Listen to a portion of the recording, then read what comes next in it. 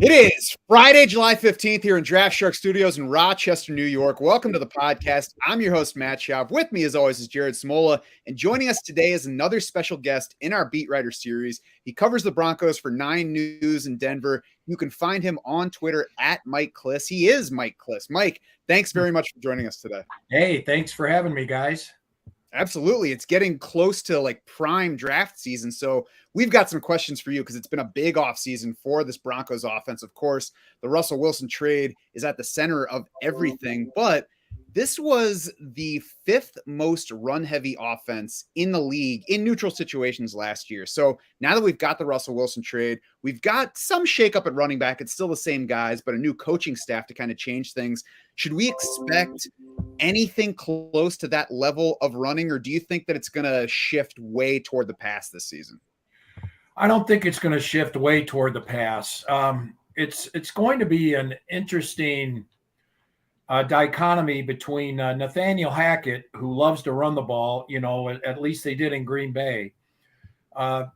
You said the Broncos were 5th in the neutral running. I wonder where Green Bay was, because even with Aaron Rodgers, with that wide zone, they like to run the ball. I mean, they all come from that same tree, the Shanahan, Kubiak, McVay type of tree with that West Coast wide zone principle. And running the ball is a priority for the Nate Hackett offense. And Justin Outen, who he hired to be his offensive coordinator, Hackett's first-year head coach, Outen is a first-year offensive coordinator, and together they're going to run that wide zone and play action off the wide zone. Their whole thing is to make, that bootleg, rollout, and running all look the same initially. So, but on the other hand, I think one reason why Russell Wilson wanted to escape from Seattle, was because they were too run heavy. And the Broncos have done some things to make sure Russell Wilson is happy. He's got his own personal coaching staff, and a couple of them, a personal trainer and massage therapist, have access to the building to work on Russell. He's a guy that he was in the draft room, for instance, and offered input. I mean, he's going to have input on plays. He talks to Hackett constantly. So I think the other thing about Russell Wilson in this offense, he's going to have the freedom to check at the line of scrimmage. That's something that really this offense doesn't really like their quarterbacks to do. They want them running the play. I know Gary Kubiak, I'm kind of going back to Gary Kubiak. That's the way he liked things. He just run the play, and there will be variations off the play once the ball snapped. Options available to you after it's snapped. Clint Kubiak is a quarterback's coach here for the Broncos, and so it's all part of the same family. But I do know Russell Wilson wants more freedom. He wants to have more impact on the game than he had in Seattle, and I think the Broncos are going to give it to him. I don't know exactly how to answer that. That's a long-winded way of saying I've got no idea if they're going to run the ball more or not. There's reasons why they will pass, and that's Russell Wilson and the freedom he's going to want. And there's also the Hackett offense, which is run heavy. And so how it meshes, my prediction, I guess, would be it would depend on how the opponents attack them. And, so it'll be a week-to-week game plan type of thing. I do think last year Javonte Williams and Melvin Gordon each had 900 yards, so 1,800 combined. Didn't really help the fantasy leaguers because it was 900 down the middle. I wouldn't be surprised if it's the same, maybe with Javonte getting 60, it being more of a 60-40 split there this year, with Javonte getting a few more. Okay, that was our next question, actually, about the backfield and how things are going to be split. You talked about the wide, and by the way, Green Bay was 11th last year in neutral run rate. So Okay. they were quite a bit higher. I mean, I think, is that a territory you think Denver could approach? Well, I guess if the Broncos were running. I think first of all they played to their defense more. They did have a good defense, and also Teddy Bridgewater, was a ball control, game management. He was not a deep ball thrower, right. And so he maybe needed the running game a little more than Russell, who's going to hit the deep ball more. So in that regard, I would think the Broncos are going to be closer to 10th and follow the Green Bay model than they would the Pat Shurmur model the last couple of years, where they're, I don't think they trusted their quarterback that much. Teddy was, I liked Teddy. I thought he ran a good game. He was good, really good early in the game management. He got a concussion in week 4. I don't think he was quite the same after that. And then, of course, he got another bad concussion after. He got an ankle injury and a concussion after that. He's not the type that's going to hold up over 17 like Russell Wilson can and has and will. So, I do think it'll be a little more passing percentage in that regards for the Broncos, but not extraordinarily more. Mm-hmm. Yeah, that seems fair. I mean, in addition to the clear quarterback upgrade, we're also talking last year about a Denver team that lost Jeudy for 6 games early in the season, had Courtland Sutton coming off of the ACL tear, lost KJ Hamler early in the season. So reasons for that team to lean further toward the run. It seems like that 10-11 range where you're still, above average in terms of your run lean seems like a fair place to set our expectations for this group. Yeah, I mean, and they were left because Jeudy had such a great training camp, great offseason. And he opened up against the Giants in the opener and had 5 catches for 72 yards, 1 series into the second half, and had that awful high ankle sprain. It looked worse as he got carted off the field. But you're right, he missed 6 games, and then there's a confidence factor coming back. He got the yips with catching the ball. He'll have to overcome that. And so that was a loss. And then Hamler was early in the third game, he tore the ACL. And those are the 2 young bucks. Those are the 2 open up the field type of receivers because Sutton and Patrick are similar. They're post up, they're the curl route guys. So, it will open up a little bit more, and Hackett does like, and Rodgers did this the last couple of years. They do like that backside deep ball, and the roll to the right and the throw deep to the left down the left seam. If Hamler's okay, and we don't know about that yet, we'll see. It's a big training camp for him. He's looked good in the offseason. Looks like he's going to be ready. And then Jeudy, who did not have a good offseason, he was dinged up. He had a little domestic issue he had to get through. But if those 2 can open it up, that will help out everyone. I just don't know how they're going to start, because I know they want to establish that running game first. Mm-hmm. Not a bad problem to have. I mean, they have, I think, one of the more talented backfields in the NFL, and I think a wide receiver core that, could be top 5, top 10 in the NFL with all these young guys. I guess we can stick with the wideouts for now. Mike, do you see one of these guys emerging as like the clear top target in the passing game, or do you think it's going to be spread out between Sutton, Jeudy, and maybe even Tim Patrick is like right in the mix with those 2 guys? Well, Patrick's like you guys should know by now. You plug in Patrick and he's 4 catches, 50 yards. That's a pretty typical Tim Patrick. Maybe a touchdown every other game. That's kind of his. That's kind of who Tim Patrick is. Sutton last year looked like he was going back. I mean, he is the number 1 receiver, and looked like he was regaining form early. He had 2 monster games early, one against Jacksonville. The other, I think, was in a loss somewhere around there where he went 120 in both games. But after that, he got that big. Him and Patrick both got big contract extensions in midseason during the bye. $15 million a year for Sutton, $10 million a year for Patrick, and then their production went way down. Sutton had 10 consecutive games of 2 or less catches, 40 or less yards.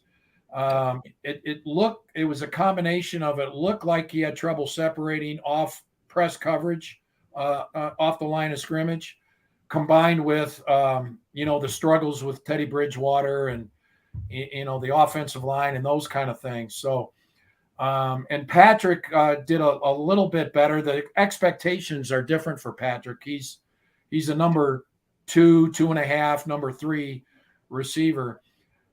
Jerry Jeudy, I think, is the key to this receiving core. You said top 5, top 10. I think that's inflating it quite a bit. Although Russell Wilson would agree with you. It's one reason why Russell Wilson wanted to join the Broncos. He likes this young receiver core. It just was nowhere near top 5, top 10 at the end of last year. So Russell Wilson will have to make a difference with this receiving core.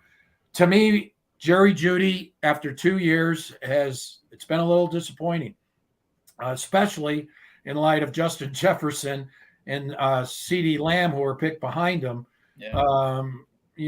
having such big numbers and production. And so Jeudy, he has to jump up. He does have number 1 potential. He's got to catch the ball. He's got to be confident. He's got to be mentally strong when things aren't going his way in games. The guy just turned 21 when he was drafted. We kind of forget that. These guys are just babies that you're expecting big things from. He's just 23 now. I do see some growth in him maturity-wise as a person. And so, I think he's got 80, 1,200 potential. But you know what potential means? It means you haven't done it yet. And so, but that's what they need out of Jerry Jeudy. I think he's an 80 catch guy. I think Sutton should be a 70 catch guy. Hamler's got the potential to be, kind of like some of them big play guys where he catches 45, but has maybe 45 to 50 catches, but has 850 yards with 8 or 9 touchdowns. That's his potential. But he's coming off that big injury, and he's a slight guy, a little guy. And we'll see if he can hold up through 17 games. Yeah, when people bring up Justin Jefferson from Judy's class, he should just remind people that Jalen Reagor was there too. Yeah, I know. And you know what? The Broncos liked him too. I liked him. One guy on the Broncos and that was involved in the draft process and the decision liked Reagor the best. And, for whatever reason, who knows? Sometimes it's a matter of getting drafted to the right system and the right coaches. The draft is only 50%, as far as whether these guys are good draft picks or not. The other 50% is what the coaches do with them. Well, as an Eagles fan, I wish that guy would have spoken up a little bit louder. Yeah. Yeah. Back to the where did Reagor go as opposed to Jefferson? Right behind him. Or no, right in front of him. The Eagles took Reagor with Jefferson on the board, and the Vikings. There's that video of the Vikings draft war room being like, "Oh my God, they took Reagor. They left us Jefferson," and they're still laughing now. Well, that hurts. It doesn't hurt quite as bad as trying to think of the year, maybe 2016, 15. The Broncos with the first pick in the 5th round took Jake Butt, and the 49ers with the 2nd pick in the 5th round took George Kittle. Ouch. Yeah. Ouch. Even before George Kittle became what he is, I mean, taking Jake Butt coming off of the 2 ACL tears, I think at that point, right? It was like, well, I guess. It was the second one, and then he suffered the 3rd, Yeah. I think, to the other knee. So Jake was a great guy. He woulda, coulda, shoulda. It was just the injuries. Yeah, I feel bad for a guy like that. Yeah. I want to go back to the backfield real quick, just for, I guess, 2 questions. We talked about the Kubiak, Shanahan, and now Hackett wide zone scheme. Do you think Javonte Williams or Melvin Gordon, do you think one of them is a better fit in that scheme than the other? And then my other question with the backfield is, in the passing game, do you think one of those 2 guys is going to play, the majority of the passing down snaps over the other? Yeah, that's those are both good questions because neither one of those backs were necessarily known as wide zone guys. They're better between the tackles. I mean, you saw Javonte Williams. He's not necessarily an elusive guy. He's a carry 3-4 tacklers on his back guy, and so he doesn't shy from contact. And you know the whole thing about the wide zone is reading, stretching, and cutting at the right time. Melvin Gordon has done it before with the Chargers. He's been in that system before. It's going to be adjustment. Javonte Williams has said the new offense is an adjustment because it's more complicated and sophisticated for him, especially in the passing game. So the passing game will be interesting. Green Bay, Aaron Rodgers threw to his backs. Aaron Jones was a couple years ago, not so much lately, but a couple years ago, was huge in the passing game. I believe Jamal Williams had a big year a few years ago also. So I think there is potential for both. Melvin Gordon is the better pass guy on passing situations because he's bigger blocking. Pass protection wise, he's just a bigger body. Javonte did well though in that for a rookie. Javonte did really well, and he's definitely capable. But I would think they're both going to have, I think they both or each could have 45 catches. Both won't, but both are capable. I do think, from what I understand in this offense, running backs will catch the ball quite a bit. So I just don't know who it is. Mm-hmm. I'll say this. Melvin only showed up for 2 days in the offseason, the mandatory minicamp. He didn't show up in the OTAs. And there were a couple plays where he really looked good. He's 29. I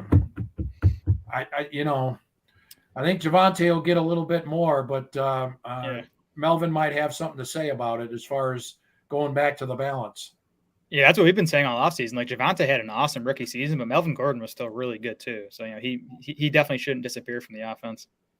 Yeah, he just he's had a couple big fumbles with the Broncos. That's been his career, especially early in his career.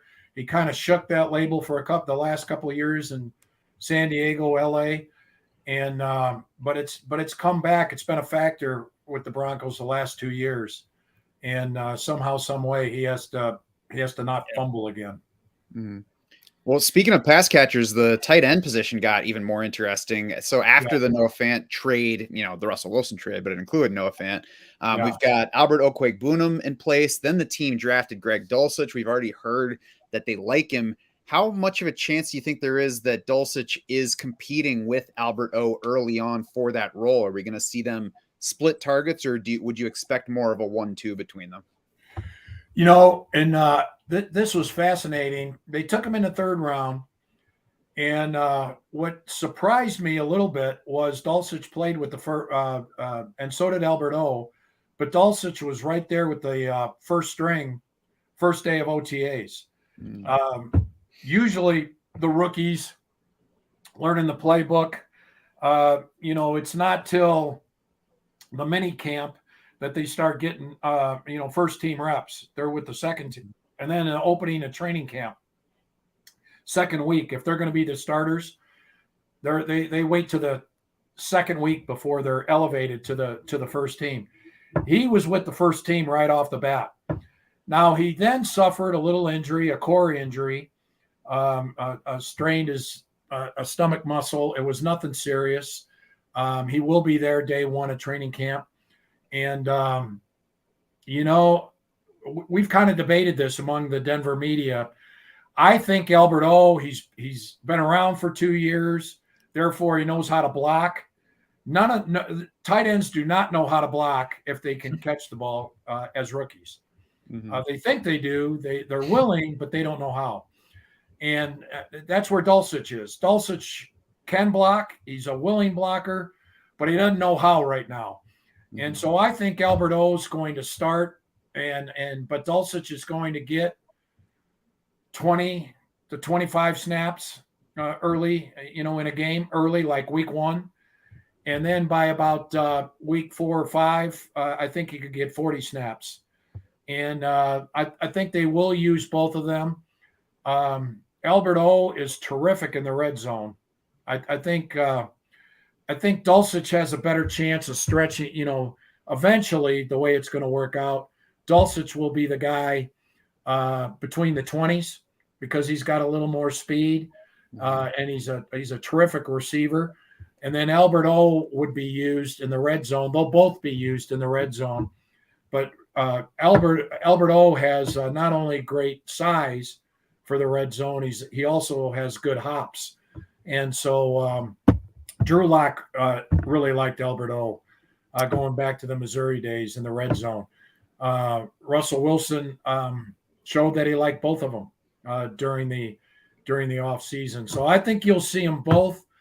Who I would give the edge to on the long term for 17-week over the season, I think Dulcich will have a few more catches than Albert O when it's said and done. But you might have to be patient to get there. The first 4 or 5 games, I think, might be Albert O. I don't know how much room we have for patience in this game. I know. I know it's week to week, man. You're always cutting and claiming.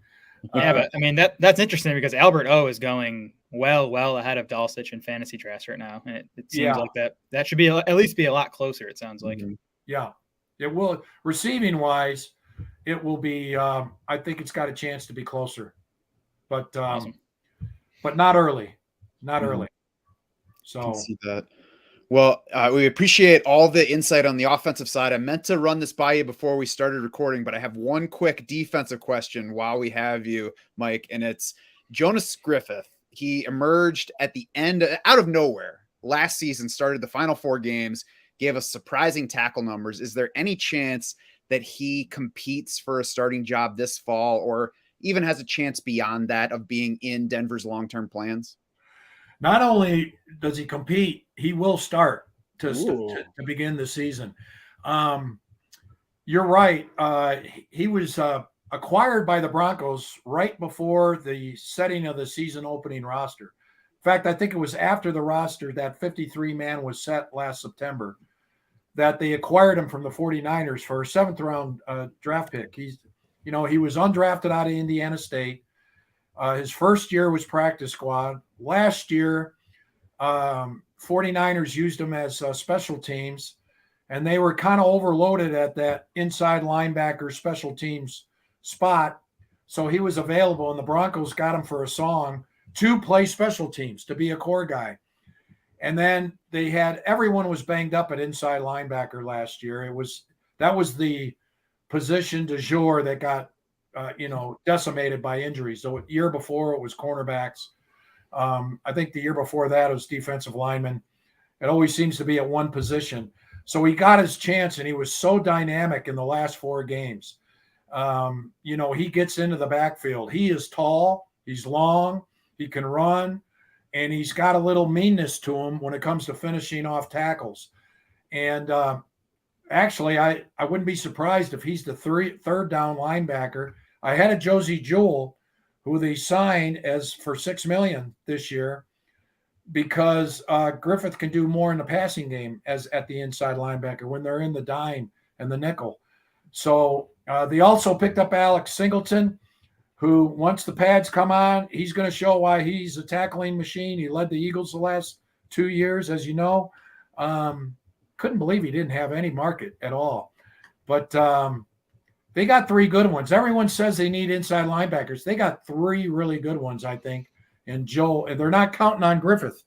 And Griffith might be the best. In fact, I think he is the best of all 3 of them. Griffith, Josey Jewell, and Singleton. Justin Strnad is the 4th, who's also got some length and would be a kind of a third down guy. But I think they're okay there at inside linebacker. Well, I'm getting tingles about Jonas Griffith now. I'm glad I threw that question in and got it while we had you here.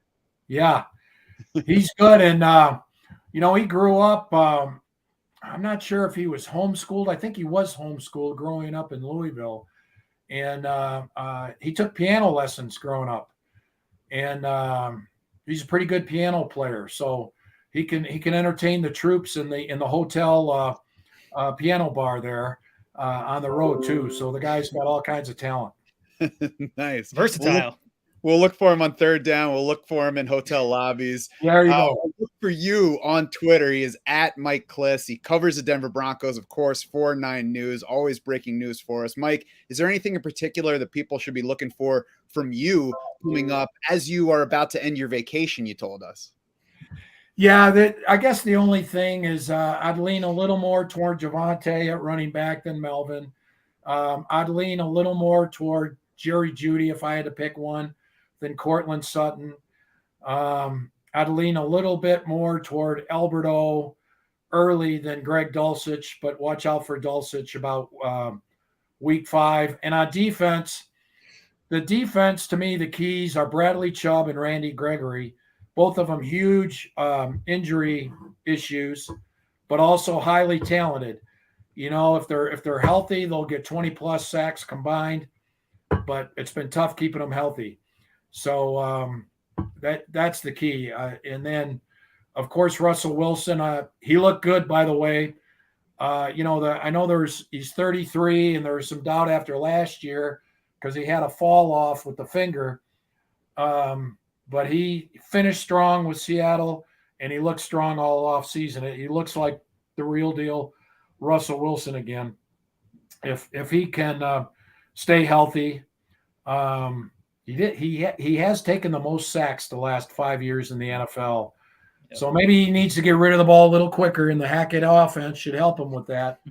That's an adjustment you make as you get a little older at quarterback. But those are just the summary, you know, of the Broncos. And of course, McManus looks like his range is 60. So especially at altitude. So fantasy wise, that's the way it looks for the Broncos.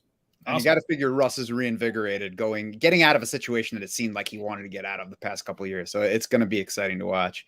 He's as motivated since maybe his rookie year when he was third down and Matt Flynn was supposed to be the starting quarterback. Yeah, I remember it well. Mike Klis, thanks very much for joining us and giving us your insight today.